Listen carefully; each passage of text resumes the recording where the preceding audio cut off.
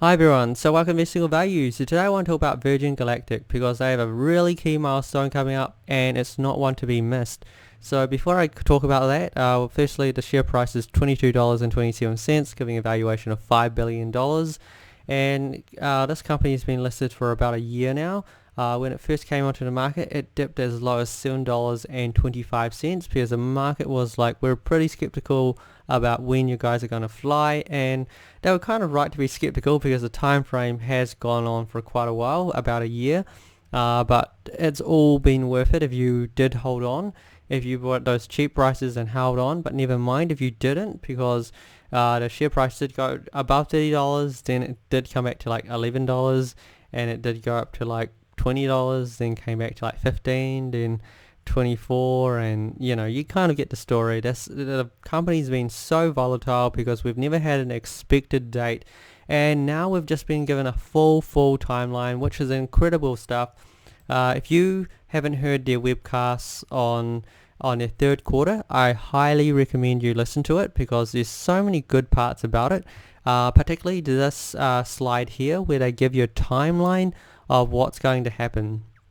So if we look at this timeline here, they've got first space flight from Spaceport America with 2 pilots. It's their first rocket-powered test flight this year, having done some glides, and also they'll be generating some revenue from NASA, but though the revenue is not going to be large, I think it's like 400,000 or something like that. So the revenue is not really that important to them.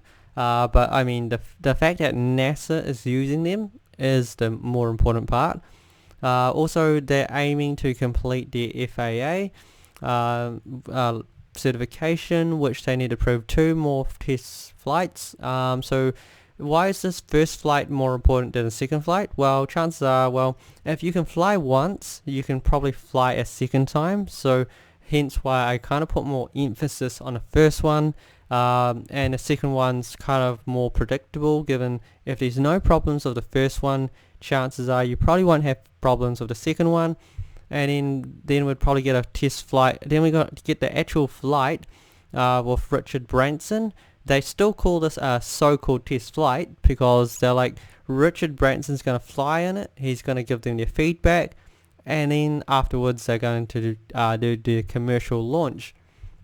So if we look at the timeline, November the 19th to the 23rd, that's when they're going to fly. Why do we need such a wide window? Because we've got all sorts of weather patterns that could easily change everything they've planned, so they need a wide window in case the weather kind of makes it difficult on the 19th, so you might be able to fly on the 20th, if not the 21st. You get the kind of story. That's why they have a kind of that window between 19th and 23rd. But that will be such an important milestone that if you've been a shareholder and you've been holding many months, this will be literally what makes or breaks this company in terms of the time frame. I think if things go wrong, it's alright because they can fix it, come back. They've got enough money for 2.5 years, so that's fine. But I kind of think you've been a shareholder for so long that you don't really want to wait that much longer. So if they succeed, you can celebrate really, because it kind of like everything that they've been doing leads up to this.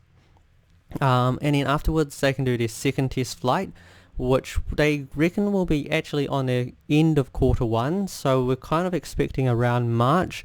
They also emphasize that they think they can actually squeeze in Sir Richard Branson's flight also in quarter 1, even though they say they're going to do the test flight in end of quarter 1. They think they have enough time to squeeze that in as well. So I think they're all aiming for March next year. So this is why this upcoming test flight is the most important milestone for this year. Afterwards, we've got the other 2 parts next year, probably in March. So unless there's delays, we're looking at March for next year for Richard Branson's flight, and then going commercial probably, I imagine, in April. It probably makes sense in April or May. But yeah, so that's kind of like the timeline that we've been given. So I'd say tomorrow, like the next week, really matters. And yeah, I'm going to be watching this so eagerly. I've got my shares. If you haven't got your shares, you might want to buy some shares. It's going to be a fun, milestone to watch, particularly with something so exciting. If you like space, you'll love this. So what do we expect? So firstly, they're just doing have 2 pilots with the NASA payload, and that's just prove that they can actually fly, and kind of do this, prove that it works. Afterwards, they can have 2 pilots, 4 employees in the cabin, and then afterwards they can fly Richard Branson, which if they've managed to do the first one and they can do the second one, they have no problem having just a very short time and then doing the rest. So these 3 parts are literally the only parts that are missing. Then this company is going commercial, which will be the incredible part, because after this it's a fully fledged working company. And I kind of see the share price doing really well out of it, because we did have that anticipation where it flew over $33, because everyone thought, oh, this company is going to be flying in the middle of the year. I kind of thought they would be flying in the middle of the year, but obviously there's been quite a few delays. But now that they've given a pretty set timeline, I'd say unless there's any delays, they're pretty determined on meeting these deadlines, and it will be an amazing feat. And also I think this company will be worth way more than $5 billion, because so much work has been involved in the last 15 years, and also the at least $1 billion that they've also been spending on this as well. So this is an important milestone. Let me know what your thoughts are. Like me personally, I think it's going to be the most exciting week coming up. But you might have different views, of course, or if you have any questions, post below, or if you agree, let me know. I'm always interested to hear people. It's always nice as an investor to know that other people think the same, and it's just not your own delusion. Pretty much. And also they're building their second spaceship, which was also really cool, because they've learnt from their first design, and in their second design they've managed to change a few things so they can actually build it even quicker now. So the second spaceship will also be releasing in Q1. So apart from this upcoming week, the most exciting period for this company will be the Q1 as well. And pretty much. So enjoy this upcoming week, because it will be many more months before we have this exciting phase for this company. You'll still be able to watch the share price. Share price could still keep going pretty well throughout this whole time.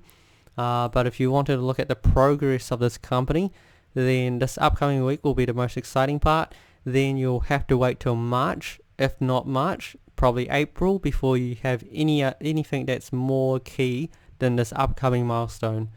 Until then, good luck investing, everyone.